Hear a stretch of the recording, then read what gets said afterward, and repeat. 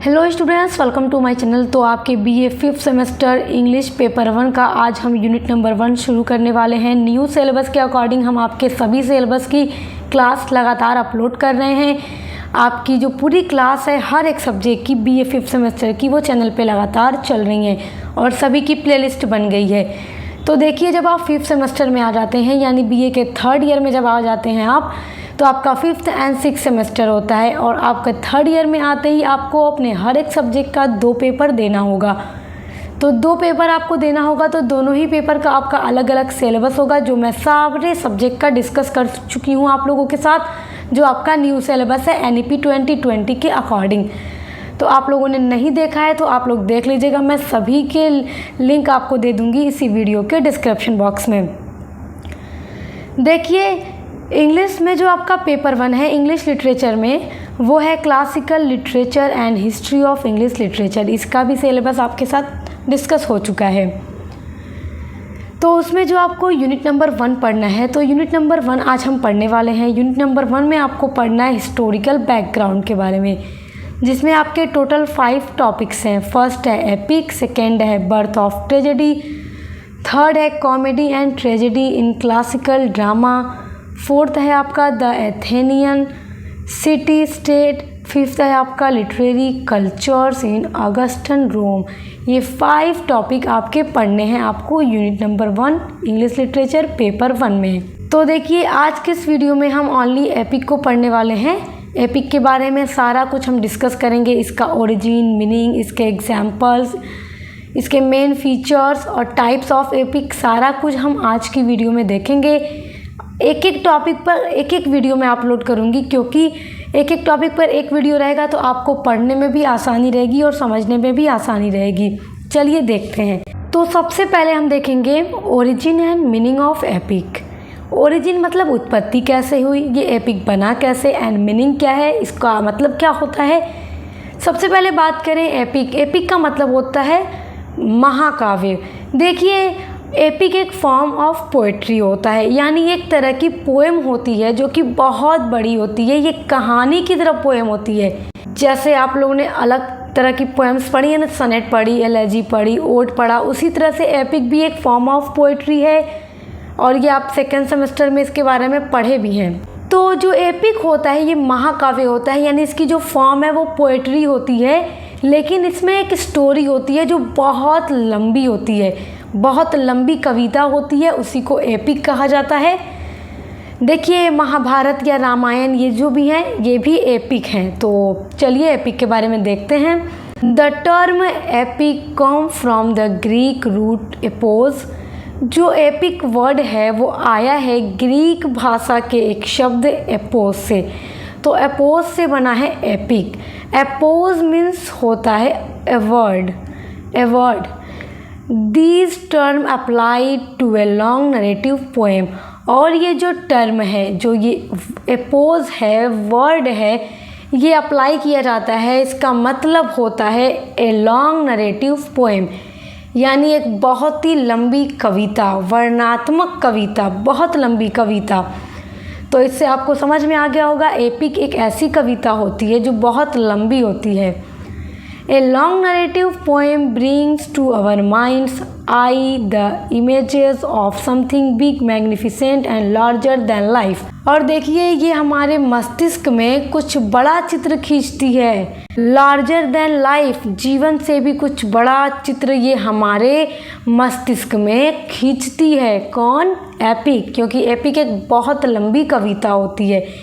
और देखिए, जो एपिक होता है ना, तो इसमें जो हीरो होता है या जो मेन कैरेक्टर होता है उसके पास कुछ जादुई शक्तियाँ टाइप होता है, जो कि नॉर्मल पर्सन के पास नहीं होता। और इसमें किसी एक जैसे हीरो की या किसी व्यक्ति की ब्रेवरी को दिखाया जाता है कि वो कितना ब्रेव है, ताकि आने वाली पीढ़ियाँ भी अपने पूर्वजों की बहादुरी देखकर कुछ अच्छा कर सकें, वो भी बहादुर हो सकें। The epic is a long narrative poem that usually deals with important subject matter like events of cultural significance and heroic action। देखिए, जो एपिक होती है एक लंबी कविता होती है और यूजुअली डील्स, और आमतौर पर इसमें क्या होता है, इम्पॉर्टेंट सब्जेक्ट जो होते हैं एपिक में, जिस सब्जेक्ट पर ये लिखा जाता है, जो इसका थीम होता है वो लगभग इवेंट्स ऑफ कल्चरल सिग्निफिकेंस होता है, यानी सांस्कृतिक घटनाओं पर ये लिखा जाता है। इसमें हीरो का पूरा एक्शन दिखाया जाता है।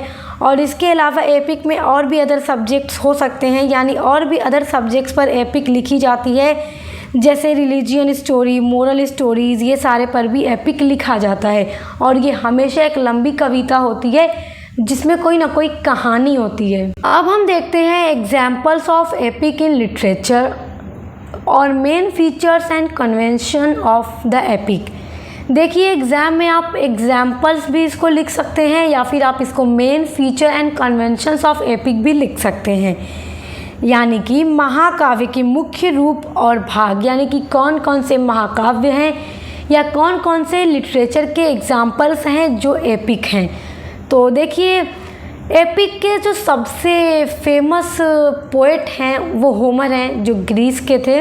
एंशिएंट ग्रीस के वो पोएट थे जो कि बहुत लंबी लंबी पोएम गाया करते थे। वहीं से इसका नाम पड़ गया था एपिक। तो कुछ एग्जाम्पल्स देख लेते हैं हम इंग्लिश लिटरेचर में एपिक के।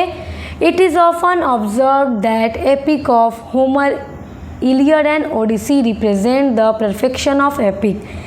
देखिए, यह प्रायः देखा जाता है कि होमर का जो एपिक है इलियड एंड ओडिसी रिप्रेजेंट करता है द परफेक्शन ऑफ एपिक, यानी कि महाकाव्य की पूर्णता को ये प्रस्तुत करता है। क्योंकि जो होमर ने इलियड और ओडिसी, ये दोनों होमर का एपिक है। होमर कौन थे? पोएट थे एंशिएंट ग्रीस के, और इलियड उनका एपिक है, एक पोएम है, और ओडिसी भी एक पोएम है। और ये जो इनकी पोएम है, इसकी जो क्वालिटी ऐसी है कि ये पूरी तरह से महाकाव्य की यानी एपिक की पूर्णता को प्रेजेंट करता है। Homer had fix the form of the epic for all the times to come. Homer ने आने वाले समय के लिए महाकाव्य को स्थिर कर दिया, क्योंकि इनकी पोएम्स ही होती इतनी अच्छी हैं। और ये जो इलियड और ओडिसी है, इसी से इसके पूरे फीचर्स पता चलते हैं। तो आने वाले समय के लिए होमर ने क्या किया, एपिक का जो फॉर्म है वो फिक्स कर दिया। These poem describe the events of the Trojan war. ये जो पोएम हैं होमर की, वो ट्रोजन वॉर के बारे में एक्सप्लेन करती हैं। ट्रोजन वॉर हिस्ट्री का बहुत ही फेमस वॉर था। His master work Iliad and Odyssey are held as the greatest creation of the ancient Greece and among the greatest of western literature. देखिए, उनके ये महान जो ग्रंथ हैं, यानी कि ये जो महान उनके एपिक हैं इलियड और ओडिसी, प्राचीनतम ग्रीस महानतम रचनाएं और पश्चिमी साहित्य की उत्कृष्ट रचनाओं में से एक हैं। क्योंकि पश्चिमी साहित्य, वेस्टर्न कल्चर के अलावा एंशिएंट ग्रीस, इन दोनों जगह ही ये ओडिसी एंड इलियड दोनों ही बहुत ज़्यादा फेमस हैं और ग्रेटेस्ट एपिक में जोड़ी जाती हैं। देखिए, तो होमर ने ही शुरुआत की एपिक की, और उसके बाद होमर का ये जो एपिक का प्रभाव था वो अदर पोएट्स पर भी आया। देखिए, वर्जिल भी एक पोएट थे, इन्होंने भी एपिक लिखा और इनके एपिक का नाम है एनेड। तो वर्जिल जो थे होमर से काफ़ी ज़्यादा प्रभावित हुए और इन्होंने होमर को फॉलो किया, और होमर का जो इलियड एंड ओडिसी है उसका आधा आधा जो हिस्सा है उसको पढ़ते हुए, उसको कॉपी करते हुए अपना एपिक एनेड को लिखा। Virgil followed his example and modelled half of his Aeneid on the Iliad and the other half on the Odyssey. यानी वर्जिल ने इलियड और ओडिसी का आधा आधा हिस्सा का अनुकरण किया और अपना एपिक एनेड को लिखा। यानी ये भी पूरी तरह से इन्फ्लुएंस थे किससे? होमर से। इसके अलावा Dante's the Divine Comedy was partly influenced by Homer and Virgil. उसके बाद दांते ने जब लिखा अपना महाकाव्य द डिवाइन कॉमेडी, देखिए बहुत ये फेमस और पॉपुलर एपिक है, दांते का है द डिवाइन कॉमेडी। तो दांते ने लिखा है और दांते भी कहीं ना कहीं होमर एंड वर्जिल से इन्फ्लुएंस थे।